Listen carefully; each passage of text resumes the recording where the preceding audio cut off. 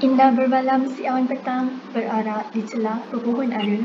Pemanis kata selamat datang, awal bismillah pembuka bicara. Bismillahirrahmanirrahim. Alhamdulillahirrabbilalamin. Wassalatu masalah ashrafil anbiya mursalin wa ala alihi wa sahbihi ajma'in. Assalamualaikum warahmatullahi wabarakatuh. Salam sejahtera, salam kasih sayang, salam ukhuwah dan salam satu Malaysia.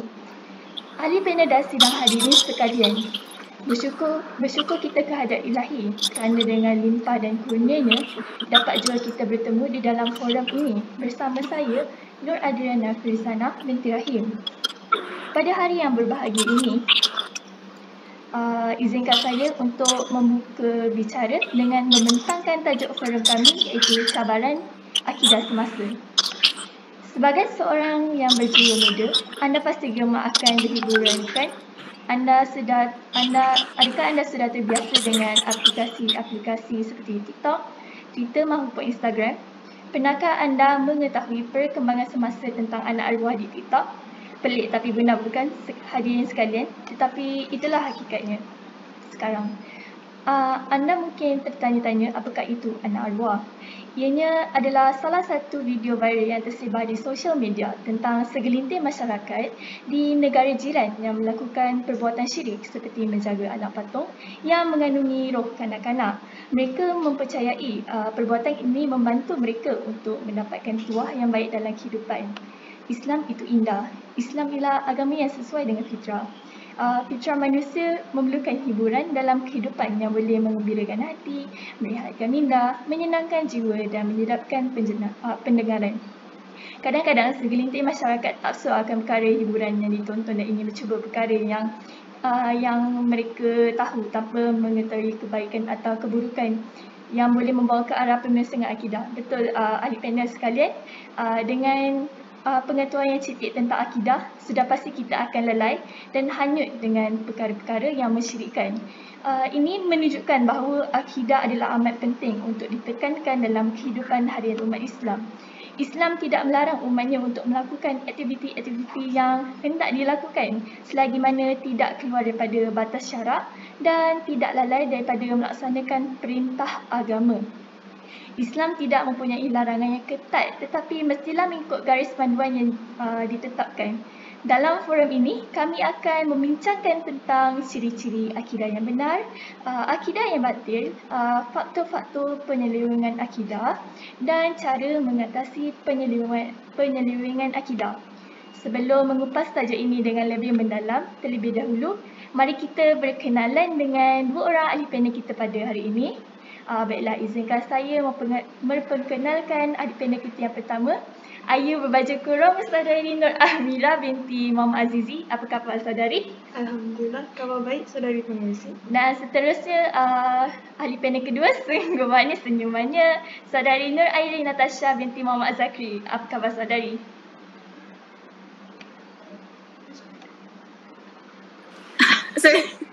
Alhamdulillah, khabar baik saudari.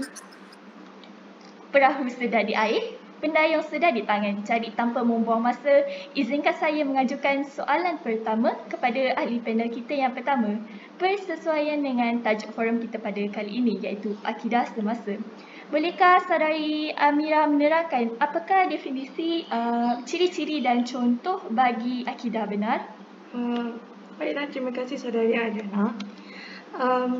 Ini atas soalan yang diajukan kepada saya sebentar tadi. Seperti yang kita tahu, akidah merupakan asas bagi seseorang Muslim di dalam kehidupan. Dari segi bahasa, akidah merupakan perkara yang berasaskan pada bahasa Arab yang bermakna literalnya merujuk kepada ikatan kemas ataupun simpulan mati.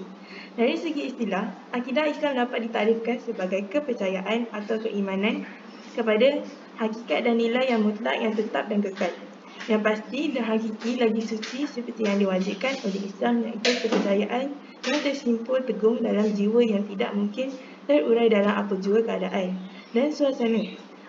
Jadi, apakah ciri-ciri akidah yang benar? Yang pertama, keyakinan teguh terhadap kewujudan, keesaan dan kekuasaan Allah. Kepercayaan Dan keyakinan itu mestilah berasaskan kefahaman minda dan ilmu yang mantap, iaitu wahyu Allah.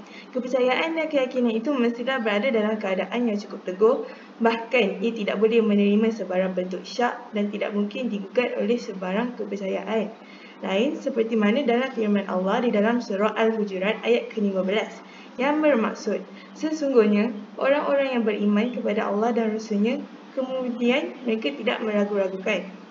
Kepercayaan dan keyakinan itu mestilah diikuti bersama dengan perkataan baru ataupun kepatuhan hati serta kemahuan untuk mempraktikkan segala hukum atau suruhan dengan penuh rasa rela tanpa sebarang bantahan. Ini menunjukkan bahawa kita yakin bahawa kita perlulah percaya kepada Allah dan juga ajarannya. Yang kedua, menjauhkan diri daripada melakukan perkara-perkara yang mensyirikkan Allah SWT. Mendalami ilmu agama daripada kecil kerana melentur bulu biarlah daripada rebuhnya, sama ada daripada ibu bapa sendiri ataupun ibu bapa sendiri menghantar anak-anak mereka ke pusat pendidikan agama. Tambahan pula, mereka dapat mempelajari ilmu-ilmu fiqh dan tauhid seperti sirah-sirah Nabi, mempelajari cara-cara untuk menunaikan solat dan sebagainya. Syirik merupakan dosa yang paling besar. Oleh itu, ianya diletakkan sebagai dosa besar yang pertama di antara 75 dosa besar yang dihimpunkan di akhirat kelak. Di dalam firman Allah Subhanahu wa Ta'ala, di dalam surah An-Nisa yang bermaksud, sesungguhnya Allah tidak akan mengampunkan dosa syirik mempersekutukannya dan akan mengampunkan dosa yang lain dari itu bagi sesiapa yang dikehendakinya menurut aturan syariatnya. Dan sesiapa yang mempersekutukan Allah, maka sesungguhnya ia telah melakukan dosa yang besar. Ini menunjukkan bahawa Allah amat murka dengan hamba yang menyekutukannya, walaupun dia sendiri tahu bahawa perkara-perkara yang dilakukan itu adalah salah di sisi agama. Antara perkara-perkara syirik yang sering dilakukan oleh masyarakat adalah santau, memakai tangkal dan memakai susuk. Mereka melakukan perkara-perkara sebegini untuk kepuasan diri mereka. Jika mereka inginkan sesuatu, walaupun mereka terpaksa menyakitkan seseorang itu, walaupun ahli keluarga sendiri. Jadi, kita perlulah bersedia dengan ilmu yang penuh di dada untuk mengelakkan perkara-perkara begini berlaku kepada diri sendiri. Akhir sekali, keyakinan dan kepercayaan berlandaskan Al-Quran dan As-Sunnah. Contohnya, melakukan segala perintah-perintah yang telah dinyatakan di dalam Al-Quran dan mengamalkan sunnah-sunnah Nabi sebagai panduan di dalam kehidupan. Antara contoh yang boleh kita teladani daripada zaman baginda adalah seperti cara-cara mengamalkan politik berdasarkan ajaran Islam yang dilaksanakan secara adil dan saksama kepada semua kelompok umat Islam ataupun bukan Islam. Ini dapat dibuktikan apabila sahabat-sahabat baginda iaitu Abu Bakar As-Siddiq, Umar bin Al-Khattab, Osman bin Affan dan Ali bin Abu Talib selepas kewafatan baginda. Selain itu, kita juga boleh mengamalkan ajaran Al-Quran dan As-Sunnah di dalam kehidupan seharian. Contohnya, menunaikan solat, berpuasa di bulan Ramadan dan menunaikan haji. Contoh-contoh yang dinyatakan ini telah terkandung di dalam rukun Islam untuk seseorang Muslim menjalankan tanggungjawab untuk melaksanakan rukun-rukun tersebut. Tambahan pula, sebagai seorang Muslim, kita seharusnya perlu menjaga sesama manusia dan bukan sahaja menjaga hubungan dengan Tuhan. Sesungguhnya, Nabi Muhammad SAW pernah menyatakan di dalam khutbah terakhir baginda bahawa sesungguhnya aku tinggalkan kepada kamu dua perkara yang sekiranya kamu berpegang teguh dan mengikut kedua-duanya, nescaya kamu tidak akan sesat selama-lamanya. Itulah Al-Quran dan As-Sunnahku. Ini menunjukkan bahawa jika kita berpegang teguh kepada Al-Quran dan As-Sunnah, ia dapat menyelamatkan kita di dunia dan juga di akhirat. Terima kasih saudari panel pertama atas penerangan saudari itu tadi. Seterusnya, seperti apa yang saya terdengar daripada penerangan saudari Amira tentang akidah batil, apakah pula definisi, ciri-ciri dan contoh bagi akidah batil? Izinkan saya untuk mengajukan soalan ini kepada ahli panel kita yang kedua, saudari Airin. Baiklah, pertama sekali saya ingin mengucapkan terima kasih kerana menjemput saya dalam menjayakan forum yang bermanfaat ini. Okey, memandangkan panel pertama, saudari Amira, yang di sana telah menerangkan berkenaan akidah yang benar Maka sekarang giliran saya pula untuk menerangkan berkenaan akidah yang batil. Batil itu bererti sesuatu perbuatan atau ibadat yang tidak diterima Allah dan tidak diperakui sebagai satu perbuatan atau ibadat yang sah di sisi hukum syarak. Manakala akidah yang batil pula bermaksud sesuatu iktikad atau kepercayaan yang bercanggah dengan nas-nas syariah dari Al-Quran dan As-Sunnah. Dengan erti kata lain, suatu akidah yang terkeluar dari iktikad Ahlussunnah wal Jamaah. Sebagai contoh, iktikad Mu'tazilah, iktikad Jabariyah, iktikad Qadariyah dan lain-lainnya dari kumpulan-kumpulan yang sesat. Pertama sekali saya ingin menerangkan Mu'tazilah. Apa itu Mu'tazilah? Mu'tazilah ini dikenali di kalangan orang ramai dengan panggilan Mu'tazili atau orang yang tergelincir. Hal ini dibawa daripada kisah Wasil bin Attab yang telah tergelincir dari fahaman gurunya Hasan al-Basri, iaitu seorang tabi'in yang bermazhab Ahli Sunnah wal Jamaah yang mengajarnya di negeri Basrah. Mazhab Mu'tazilah ini mulai tumbuh pesat semasa pemerintahan Hisham dan Khalifah Umayyah di antara tahun 723 hingga 748 Masihi. Mereka sebenarnya berpegang kepada 5 prinsip. Yang pertama adalah Al-Tauhid, iaitu menafikan sifat azali Allah dan mengatakan bahawa semua sifat Allah adalah baharu. Al-Tauhid juga menafikan bahawa azali kalam Allah dan Al-Quran itu baru serta tidak dapat dilihat di hari akhirat. Prinsip yang kedua pula iaitu Al-Adil. Al-Adil iaitu manusia bertanggungjawab ke atas perbuatan mereka dan Allah tidak mencipta perbuatan mereka sama ada baik atau buruk. Hanya kudrat diberi kepada manusia untuk membuat pilihan melakukan ataupun tidak. Dengan ini mereka menggelar diri mereka sebagai ahli tauhid dan keadilan. Prinsip ketiga pula Al-Wa'ad wa Al-Wa'id, iaitu janji baik atau buruk. Golongan ini yakin bahawa Allah wajib menunaikan janji-janjinya. Amalan baik akan mendapat pahala, manapula amalan buruk akan mendapat dosa dan ditempatkan di neraka. Tuhan tidak memungkiri janji. Prinsip yang keempat pula, satu tempat di antara dua tempat al-manzilah baina manzilatin. Prinsip yang paling penting ialah golongan ini beriktikad bahawa melakukan dosa besar selain syirik tidak mukmin dan tidak kafir, tetapi mereka ambil jalan tengah dengan mengatakan fasik. Dan prinsip yang kelima terakhir ialah berkait rapat dengan taklif hukum fiqh dan kepercayaan atau tauhid. Mereka yang berdakwah kepada orang jahil dan sesat serta tanpa segan silu, mereka melakukan hukum bunuh walaupun sesama Islam jika orang menyalahi pendirian mereka. Itu saja tentang Mu'tazilah. Kita beralih pula kepada Qadariyah. Perkataan Qadariyah ini sebenarnya dinisbahkan dari perkataan qudrat. Golongan ini beriktikad bahawa segala perbuatan manusia itu sama ada baik atau buruk adalah lahir dari usaha dan ikhtiar manusia itu sendiri. Tiada hubung kait dengan kuasa Allah. Pengasas bagi Qadariyah ini, mazhab ini ialah Ma'bad Ibnu Khalid Al-Juhani dan Ghailan Al-Dimashqi. Mazhab ini lahir di Basrah oleh sebab pertikaian umat Islam tentang qada dan qadar Allah. Antara contoh iktikad Qadariyah ini ialah manusia bebas melakukan sesuatu mengikut kemahuan yang kesannya adalah dari manusia, akan tetapi dengan kudrat yang Allah berikan kepada manusia. Yang kedua, percaya Allah tidak membuat apa-apa takdir kepada manusia. Bagaimanapun, iktikad ini tidak tepat kerana setiap perbuatan manusia kebanyakan tidak tercapai. Di mana kalau manusia tu berkuasa, mestilah tak ada yang sakit dan hidup di dalam kemiskinan dan sebagainya. Fahaman ini memang sangat melampau sekali. Okey, seterusnya bagaimana pula dengan Jabariyah? Jabariyah ini pula berasal dari perkataan al-jab atau jabrun yang membawa maksud gagah atau digagahi. Mazhab ini muncul di Kufah pada zaman pemerintahan Umayyah yang dibawa oleh seorang lelaki bernama Jahab Ibnu Safwan dari Khurasan. Mazhab ini beriktikad bahawa manusia itu dipaksa dan digagahi sepenuhnya oleh Allah.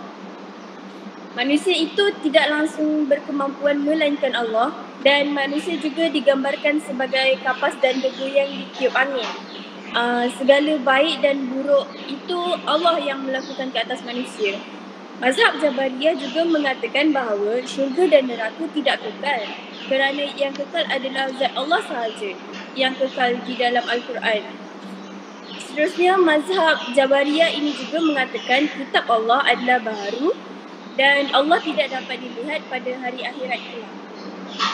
Berdasarkan apa yang telah saya hurai dan terangkan sebentar tadi, saya harap Muslimin semua jelas tentang apakah itu akidah batil, ciri dan contoh-contohnya. Saya serahkan kembali kepada saudara moderator. Terima kasih saudari Airin atas perkongsian saudari tentang akidah batil itu tadi. Sidang hadirin, demikianlah tadi penjelasan tentang ciri-ciri akidah benar, akidah batil dan contoh-contohnya. Jadi jika kita tidak mengisi ilmu yang cukup di dada dengan akidah yang benar, sudah pasti kita akan alfa juga dengan garis panduan hidup sebagai seorang umat Islam. Betul, barisan independen? Persoalannya, apakah faktor penyelewengan akidah? Untuk menjawab persoalan ini, saya mohon ahli panel pertama kita iaitu saudari Amirah untuk menjawab persoalan ini. Dipersilakan. Terima kasih saudari Adriana kerana telah bertanyakan soalan kepada saya. Baiklah, antara faktor-faktor yang berlakunya penyelewengan akidah dalam kalangan masyarakat adalah jahil terhadap prinsip-prinsip asas akidah. Hal ini kerana jika masyarakat lebih-lebih lagi remaja mengambil keputusan untuk tidak mahu mempelajarinya kerana menganggap bahawa ianya adalah sesuatu yang remeh. Ini menyebabkan generasi pada masa kini tidak dapat memahami akidah yang seharusnya dipelajari oleh seorang Muslim. Ada antara mereka yang masih juga tidak dapat membezakan antara yang hak dan juga batil walaupun telah mencapai akil balik. Antara contoh-contohnya adalah membuat tatu, minum arak dan juga menjatuh dan melakukan perbuatan zina. Antara perkara-perkara sebegini berlaku apabila mereka sendiri kekurangan tentang ilmu akidah yang diperlukan oleh setiap seorang Muslim untuk mengelakkan perbuatan-perbuatan ini dilakukan oleh mereka pada masa akan datang. Selain itu, lalai merenungkan dan menghayati ayat-ayat Al-Quran dan sunnah Nabi di dalam kehidupan seharian. Hal ini berlaku demikian kerana masyarakat lalu mengikuti perkembangan budaya barat kerana mereka menganggap bahawa ia adalah kayu ukur kemajuan sesebuah negara. Tetapi adakah masyarakat melihat dengan lebih mendalam tentang adab-adab dan perangai mereka di sebuah negara itu? Sebagai contoh dari bidang fashion, percakapan dan sebagainya. Remaja pada masa kini lebih mengikuti mereka dalam bidang-bidang tersebut kerana mereka menganggap perkara-perkara yang mereka lihat itu adalah sangat menarik dan mereka perlu mencubanya sendiri. Ini menyebabkan mereka menarik perhatian rakan-rakan mereka ataupun adik-beradik mereka untuk mengikuti perkara yang mereka lakukan itu. Tambahan pula, perkara-perkara sebegini selalunya tersebar dengan amat pantas dengan bantuan media sosial sendiri, iaitu dengan menggunakan kuasa viral. Kesannya, mindset masyarakat sendiri menyangka bahawa dengan kecanggihan kuasa dan kekayaan adalah kayu ukur untuk seseorang kelihatan hebat di mata orang lain. Tetapi mereka lupa bahawa semuanya adalah keluasan ilmu Allah sendiri yang memberikan mereka dan memberikan ilham kepada manusia untuk mencipta dan memudahkan perkara untuk mencapai kemajuan sebegitu pada masa kini. Baiklah, saya sambung. Akhir sekali, media sosial dan gadget itu sendiri bersifat melalaikan. Hal ini menyebabkan masyarakat sendiri tidak memperhatikan aturan agama di dalam kehidupan seharian. Kebanyakan remaja pada masa kini terlalu sibuk untuk mengejar populariti di dalam kalangan khalayak ramai. lebih-lebih lagi di dalam aplikasi media sosial seperti Instagram dan YouTube. Bukan sahaja remaja, bahkan yang dewasa juga melakukan perkara-perkara sebegini dengan mempercayai hadis-hadis palsu yang disampaikan oleh mereka yang tidak bertanggungjawab melalui WhatsApp, Twitter dan sebagainya, tanpa memeriksa kebenaran di sebalik hadis itu. Kesannya masyarakat menjadi lebih ketagih dengan media sosial sehingga mereka sendiri lalai untuk melakukan kewajipan sebagai seorang Muslim seperti solat 5 waktu, menunaikan haji dan juga berpuasa. Ini akan menimbulkan perubahan dalam masyarakat sekiranya mereka sendiri tidak mengambil tindakan, dan ia akan melahirkan generasi yang lalai pada masa akan datang. Baiklah, terima kasih saudari Amira. Daripada penerangan panel pertama, kita mendapati bahawa banyak faktor-faktor penyelewengan akidah yang boleh dikaitkan dengan perkara yang berlaku pada masa kini. Ini amat membimbangkan sekali ya, kerana bukan sahaja boleh mendatangkan kesan buruk kepada individu, malahan ianya juga boleh mendatangkan kesan buruk kepada masyarakat juga. Seterusnya, izinkan saya untuk mengajukan soalan kepada ahli panel kita yang kedua, saudari Airin, iaitu apakah cara mengatasi penyelewengan akidah? Okey, baiklah, terima kasih kepada saudari moderator atas ajuan soalan tersebut. Sidang hadirin yang dirahmati Allah sekalian, sebenarnya terdapat banyak cara dan langkah untuk mengatasi penyelewengan akidah yang kita perlu ambil berat supaya kita tidak termasuk dalam golongan yang mendapat kemungkaran. Pertama dan terutama sekali adalah tentang iman. Iman ini merupakan asas kualiti insan. Jika iman juga mempunyai kaitan yang padu tentang kualiti insan, dan ia merupakan permulaan bagi setiap perilaku dan tindakan manusia yang akan menghasilkan kesempurnaan seseorang yang benar bersyahadah dengan keimanannya. Firman Allah yang bermaksud, sesungguhnya orang-orang yang sebenar-benarnya beriman hanyalah orang-orang yang percaya kepada Allah dan Rasulnya. Kemudian mereka terus percaya dengan tidak ragu-ragu lagi, serta mereka berjuang dengan harta, benda dan jiwa mereka ke jalan Allah. Mereka itulah orang-orang yang benar-benar pengakuannya. Seterusnya, melalui konsep iman tunggak kekuatan Muslim akan teguh jika mereka melakukan segala titah perintah Allah dan meninggalkan segala larangan dengan cekal hati, serta memastikan amalan yang dilakukan benar-benar mengikut panduan Allah, panduan Al-Quran dan As-Sunnah. Kita juga perlu mempelajari akidah yang sebenar berdasarkan manhaj ahli sunnah wal jamaah sebagai mengambil akidah yang sahih di dalam kehidupan kita. Di samping itu, beriman kepada Allah dengan sebenar-benarnya juga dapat memberikan kepuasan dan kebersihan terhadap hati dan fikiran sebagai umatnya. Ianya juga dapat melahirkan sifat takwa di dalam diri seseorang dan dapat membantu seseorang ke arah yang benar, serta dapat mengawal segala kelemahan, kemungkaran, serta mengeluarkan diri seseorang dari daripada segala perkara yang menyusahkan, sebagaimana Allah pernah berfirman yang bermaksud, dan ingatlah, sesiapa yang bertakwa kepada Allah, nescaya Allah memudahkan baginya segala urusan. Kesimpulannya yang saya dapat simpulkan di sini tentang iman, kita hendaklah sentiasa beriman dan beramal mengikut segala perintahnya agar dapat melahirkan sifat takwa dan menjauhkan diri daripada terpesongnya akidah kita.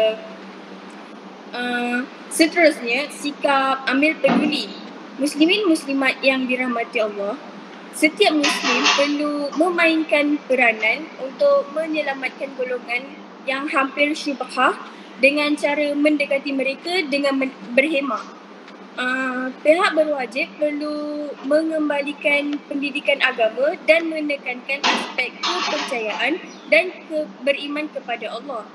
Karya ilmuwan Islam pula telah melihat bahawa Kaedah pendidikan awal perlu dimulakan oleh ibu bapa terhadap anak-anak dengan cara memberitahu ilmu ketuhanan yang mudah. Sebagai contoh, mengajar solat, bercerita tentang sirah-sirah Nabi yang mudah difahami dan membaca Al-Quran. Hal ini juga terlibat tentang kepentingan mencintai Allah dan junjungan besar Nabi Muhammad SAW. Misalnya, ibu bapa seharusnya kerap bercerita mengenai Allah dan peranan manusia sebagai khalifah di muka bumi ini.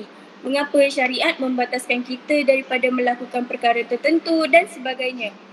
Mereka perlu merasai wujudnya perhubungan spiritual serta mendahulukan agama dalam kehidupan seharian. Sebagai contoh, solat 5 waktu dalam sehari. Ibu bapa juga perlu menjadi idola dan contoh dengan menjadikan Al-Quran sebagai pedoman setiap masa dan memahami setiap ayat yang mengandungi nasihat serta perintah untuk memenuhi kewajipan sebagai seorang Muslim. Contohnya, ibu bapa boleh membiasakan anak-anak membaca Al-Quran bersama-sama selepas solat berjemaah dan bercerita serba sedikit kepada anak-anak isi maksud huraian dan nasihat yang terdapat di dalam Al-Quran.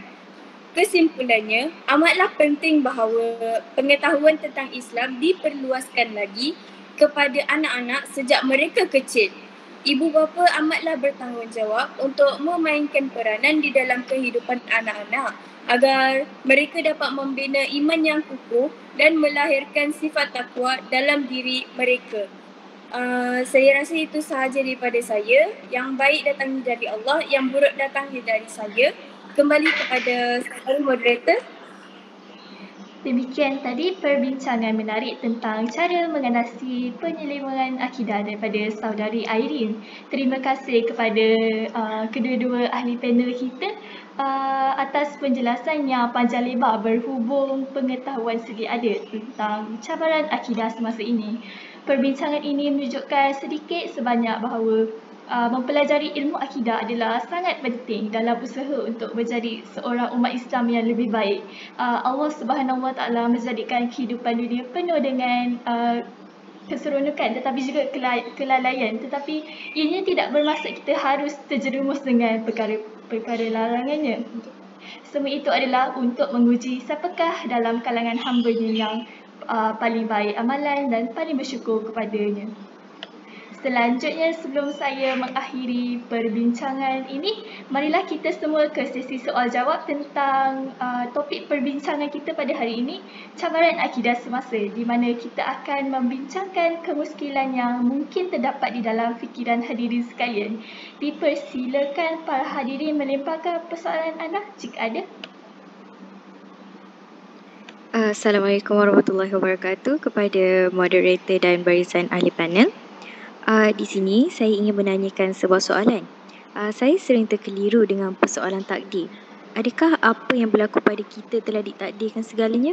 Dan salahkah andainya saya menyalahkan takdir itu, terutama perkara buruk yang berlaku kerana kata orang, yang baik itu datang dari Allah dan yang buruk itu datang dari diri kita sendiri. Tetapi perkara yang buruk itu berlaku bukankah dengan izin Allah?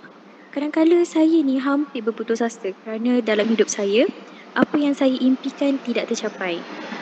Bila membuat perbandingan dengan kawan-kawan, saya merasakan yang mereka jauh bernasib baik daripada saya.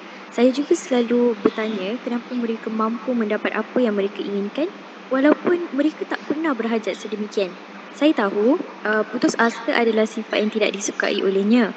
Tetapi sebagai seorang manusia, saya juga tak mampu untuk menghilangkan perasaan itu apabila saya melihat keadaan mereka yang lebih bernasib baik daripada saya. Mohon penjelasan daripada barisan panel. Terima kasih. Terima kasih Siti Nur Aini Ayudi kerana melemparkan soalan anda kepada kami. Ahli panel sekalian ada... silakan. Saya akan jawab soalan saudari. Okay, terima kasih kepada saudari Siti Nur Aini Ayuni. Saya rasa walaupun takdir Allah telah ditetapkan terhadap seseorang, namun tidak sesuatu makhluk pun dapat mengetahui tentang takdir yang akan diterimanya. apakah dia menjadi seorang yang kaya ataupun miskin, maupun berumur panjang ataupun berumur pendek, sejahtera ataupun celaka. Oleh itu, masih diberikan harapan dan kesempatan untuk kita beramal kepada Allah, kerana begitulah hikmah yang diberikan oleh Allah tentang takdir ini. Setiap kali menyebut tentang takdir, pasti akan timbul pertanyaan tentang apa gunanya usaha jika takdir telah ditentukan oleh Allah Subhanahu Wa Taala sendiri. Sebenarnya kita diperintahkan oleh Allah dan Rasul supaya percaya kepada takdir, bahkan termasuk dalam satu rukun iman. Kita harus percaya dan menerima semua ini kerana usaha atau beramal itu adalah perintah Allah dan Rasul kepada kita. Ini adalah soal ibadah dan bukan soal etikat.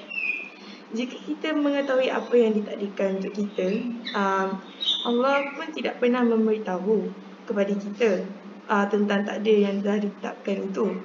Kerana kita tidak tahu, maka kita serahkan segala perkara kepada Allah Subhanahu Wa Taala sendiri dalam kehidupan kita. Kemudian kita berusaha untuk menuju ke arah kebaikan agar kita ditakdirkan sesuai dengan fitrah kita. Beramal dan berusaha itu bukanlah melawan takdir, tapi juga termasuk dalam takdir sendiri. Jadi jangan jadikan kesenangan dunia ini sebagai ukuran dan kemudian dengan cepat membuat kesimpulan bahawa takdir kita tidak baik dan sebagainya. Allah Subhanahu Wa Taala sendiri menyuruh hamba-Nya berusaha dan bekerja dan akan memberikan sesuatu itu sesuai dengan ketentuannya. Maka kita sebagai seorang hamba, kita harus menerima segala yang telah dianugerahkan oleh Allah tersebut. Mungkin itulah yang terbaik untuk diri kita sendiri, tanpa kita mengetahui hikmah di sebalik kesederhanaan ataupun kekurangan yang diberikan oleh diri kita. Semua takdir Allah yang tertulis di dalam Lauh Mahfuz itu boleh dihapuskan oleh Allah jika ia mengkehendaki ataupun Allah tetapkan saja yang sesuai dengan kehendaknya. Kemudian yang dapat merubah takdir yang tertulis dalam Lauh Mahfuz itu adalah doa dan perbuatan yang baik. Rasulullah SAW pernah bersabda, tiada yang boleh menolak takdir selain doa dan tiada yang boleh memanjangkan umur kecuali perbuatan yang baik, daripada riwayat Tirmizi. Jadi banyakkanlah kita berusaha dan berdoa agar Allah Subhanahu Wa Taala memberikan kurnia nikmatnya yang penuh berkah, bukan nikmat yang akan menyesatkan dan melupakan kita terhadapnya. Janganlah kita berputus asa di atas rahmatnya, kerana orang yang berputus asa di atas rahmat Allah akan memperoleh kemurkaan Allah dan memperoleh azab yang pedih di akhirat kelak. Yang penting dalam kehidupan ini adalah keberkatan hidup dan bukan kemewahan duniawi yang hanya bersifat sementara. Kemungkinan dia juga melalaikan dan akan melupakan kita sendiri. Itu dia penjelasan yang padat dan panjang daripada Saudari Nur Amirah. Terima kasih. Mungkin ada lagi para hadirin yang hendak menanyakan sebarang kemusykilan yang terdapat. Assalamualaikum. Saya juga ada soalan. Saya masih lagi keliru antara akidah, fiqh dan akhlak. Boleh saya tahu apakah makna akidah, fiqh dan akhlak? Terima kasih. Terima kasih Saudari Noha Irina di atas persoalan anda. Ahli panel ingin menjawab soalan. Saya rasa saya boleh menjawab soalan ini. Waalaikumsalam Saudari Noha Irina. Akidah, fiqh dan akhlak. Yang pertama sekali akidah. Akidah ni bermaksud dari segi bahasa simpulan yang kukuh. Dan apabila kita sebut akidah Islam pula bermaksud simpulan yang kukuh yang dikehendaki dalam Islam yang bertunjangkan kepada kalimah syahadah. Orang Islam pula adalah orang yang berpegang dengan tali simpulan yang kukuh yang mengeratkan hubungan mereka dengan Allah Subhanahu Wa Taala. Asas akidah ialah, sebagai contoh asas akidah, beriman kepada Allah, beriman kepada Rasul, beriman kepada kitab, beriman kepada malaikat, hari kiamat dan qadarnya. Elemen dalam akidah pula ialah perkara yang berhubung tentang ketuhanan, kenabian, alam kubur dan alam akhirat. Okey, yang kedua, fiqh. Fiqh pula bermaksud pemahaman yang mendalam terhadap Islam. Ulama fiqh ialah mereka yang pakar dalam mengeluarkan hukum iaitu undang-undang yang terdapat di dalam nas-nas Al-Quran dan Al-Hadis. Yang seterusnya, akhlak. Akhlak pula ialah perlakuan manusia yang berasaskan panduan Al-Quran dan As-Sunnah serta ditunjukkan secara praktiknya oleh Nabi Muhammad SAW. Ianya merangkumi akhlak seseorang hamba dengan Allah, dengan diri sendiri, keluarga, masyarakat, negara dan hubungan antarabangsa. Saya rasa saya telah menjawab soalan saudari Noha. Silakan kembali kepada moderator. Terima kasih saudari Irene Natasha. Baiklah, rasanya kita ada masa untuk satu lagi persoalan. Para hadirin sekalian.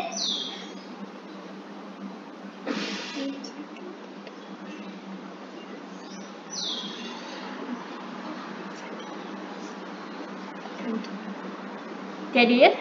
Jadi saya rasa jutaan terima kasih saya ucapkan kepada semua ahli panel yang sudi untuk memberi perkongsian dan penjelasan tentang akidah menurut Islam. Bukan ahli panel saja, seluruh hadirin sekalian yang sudi mendengar dan menanyakan soalan dan kemusykilan. Semoga forum ini menjadi wadah melahirkan masyarakat yang bijak menilai dan membuat perbandingan antara akidah benar dan akidah batil agar tidak terjerumus dengan perkara-perkara yang boleh mensyirikkan Allah Subhanahu Wa Taala. Seterusnya, tidak merosakkan agama, bangsa dan budaya. Bukan ahli panel sekalian, harapan saya ialah saya berharap agar forum ini mampu memberikan informasi yang bermanfaat dan dapat membantu hadirin yang dihormati sekalian. Sidang hadirin yang dihormati. Bunga dedak di atas para, anak dusun pasang pelita. Andai tersilap tutur bicara, jari disusun maaf dipinta. Pohon berangan tempat bertemu, girangnya rasa si anak dara. Baliklah tuan membawa ilmu, binalah bangsa, bangunkan negara. Saya mewakili semua ahli panel ingin mengucapkan jutaan terima kasih kepada semua hadirin yang sudi mendengar dan menonton forum kami pada kali ini. Lantaran keterbatasan waktu, saya mohon untuk mengakhiri bicara ini dan selanjutnya mengundurkan diri. Orang putih, orang Pakistan. Terima kasih, syukran jazilan. Sekian, wabillahi taufiq wal hidayah. Wassalamualaikum warahmatullahi. Salam sejahtera, salam hormat dan salam satu Malaysia. Terima kasih.